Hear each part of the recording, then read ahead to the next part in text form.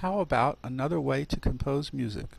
One method that came about in the early 1900s is dodecaphonic music, better known as 12-tone music. It pretty much abandons tonal music and tonal harmony. It works well for background music, for visual content. The concept is fairly straightforward. In an octave, there are 12 divisions, 12 half steps. A melody or tone row consists of all 12 notes in any order. All pitch elements of the music are based on those notes. When writing your composition, you must use the tone row in order. You may repeat the same note as often as desired, but you cannot repeat any previous notes in the row until all 12 have sounded.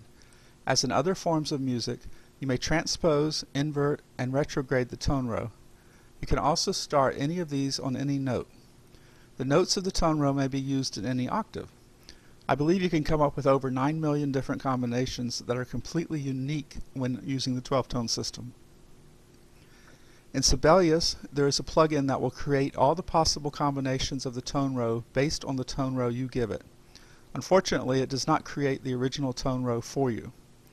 As you can see, the original tone row starts on middle C, the 0 note. Shown below are the 12 prime row transpositions. Then you have all the retrograde going backwards, inverse, and inverse retrograde rows. In all, a possible of 48 different melodies. I use this tone row to put together a 4-part composition. Please be warned that the audio is not ready for performance. It's a rough mix with little processing. The important thing is not what you hear, but rather the notes on the page and how they got there. The nature of 12-tone music makes it such that no single pitch is given any emphasis. So that no particular pitch is given any special emphasis, I chose 7/8 as the time signature. With a few exceptions, each note within each version of the tone row is the same rhythmic value. The main exception is in the bass part for the first 8 measures.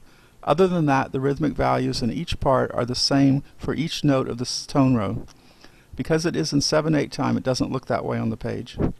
For the recording you'll hear, I used an absinthe patch. Since it is for 4 parts, you could easily do this with string quartet, and you'll notice some string-specific instructions in the score. As you can see and hear, you can do much with this style of music.